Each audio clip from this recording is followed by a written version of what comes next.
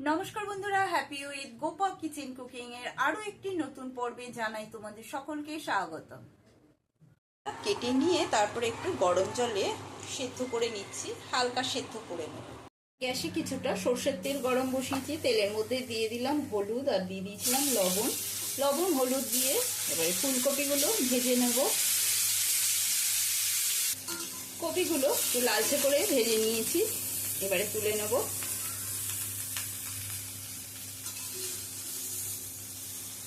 সমস্ত কপিগুলো ভেজে তুলে নিয়েছি। এখন মশলা বানানোর পালা। মিক্সার জারের মধ্যে দিয়ে দিচ্ছি আদা আর 3 কোয়া রসুন। তোমরা তোমাদের পরিমাণ বুঝে মশলাটা করবে, কে কতটা ফুলকপি বানাচ্ছ। দিয়ে দিচ্ছি 3টে শুকনো লঙ্কা আর দিয়ে দেবো জিরের গুঁড়ো। সামান্য জল দিয়ে একটা পেস্ট বানিয়ে নেব। মশলার পেস্ট নামিয়ে নিয়েছি, এবারে এর মধ্যে একটা টমেটো পেস্ট করে নেব। টমেটোর মধ্যেই দিয়ে দিচ্ছি 1 চামচ কাশ্মীরি লঙ্কার গুঁড়ো। এবারে টমেটোটাও পেস্ট করে নেব।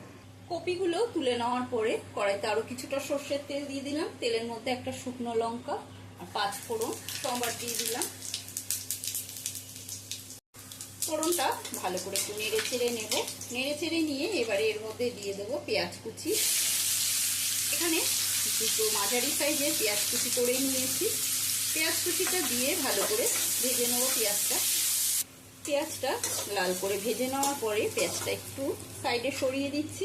এবারে এর মধ্যে দিয়ে দিচ্ছি পেস্ট করে নেওয়া টমেটোর পেস্টটা দিয়ে টমেটোর কাঁচা গন্ধটা চলে যাওয়া পর্যন্ত নেড়ে চেড়ে নেব। টমেটোর কাঁচা গন্ধটা চলে যাওয়ার পরে দিয়ে দিচ্ছি আমি এর মধ্যে পেস্ট করে নেওয়া মশলা।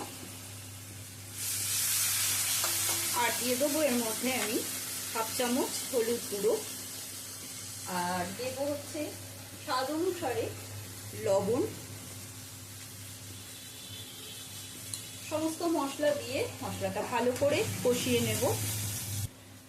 এবারে দিয়ে দেবো এর মধ্যে সামান্য মিক্সার ধোয়া জলটা দিয়ে মশলাটা আরো কিছুক্ষণ কষিয়ে নেব। মশলাটা বেশ কিছুক্ষণ কষিয়ে নেওয়ার পরে দিয়ে দিচ্ছি আমি ফেটিয়ে রাখা টক দইটা দেওয়ার সময় গ্যাসের স্টিমটা লো টু মিডিয়ামে রাখবো, না হলে কি হবে টক দইটা ফেটে যাওয়ার সম্ভাবনা থাকে।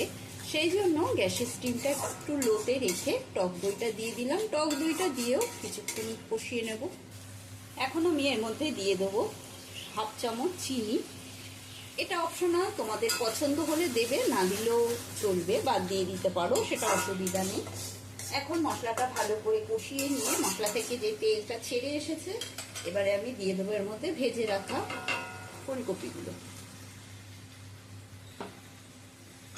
সমস্ত ফুলকপি দিয়ে মশলার সাথে ভালো করে মিশিয়ে নেব।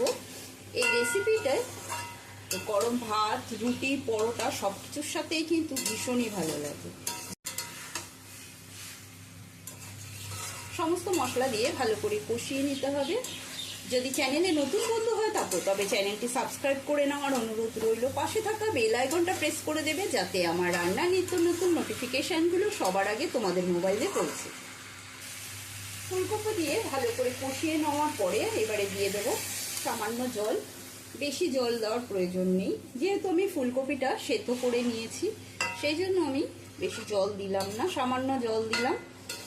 আর গ্যাসের স্টিমটা লোতেই রয়েছে, হাইতে করলে সমস্ত জল শুকিয়ে যাবে, এই জন্য লো স্টিমে আমি রান্নাটা করছি। আমি এই কাচের বাটির 1 বাটি জল দিয়ে দিলাম। এবারে ঢাকাটা বন্ধ করে দেব। এখন ঢাকাটা সরিয়ে নিচ্ছি। ওয়াও, কি সুন্দর গন্ধ বেরিয়েছে, দারুণ গন্ধ বেরিয়েছে।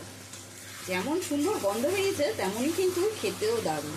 আমি আর এর মধ্যে কোনো গরম মশলার ব্যবহার করলাম না, যেহেতু আমি এটা 5 ফোড়ন দিয়ে করেছি। 5 ফোড়নের সাথে যে সমস্ত মশলার একটা সুন্দর গন্ধ বেরিয়েছে। আজকের মতো ফুলকপির রেসিপিটি কমপ্লিট। আশা করি রেসিপিটি তোমাদের প্রত্যেকেরই ভালো লেগেছে। ভালো লাগলে দিয়ে দেবে আর বেশি বেশি করে শেয়ার করবে আর কমেন্ট করতে ভুলো না। আজকের মতো রেসিপি এই পর্যন্ত। আবারও নতুন কোনো রেসিপি নিয়ে হাজির হব। সকলেই সুস্থ থাকবে, ভালো থাকবে। ধন্যবাদ।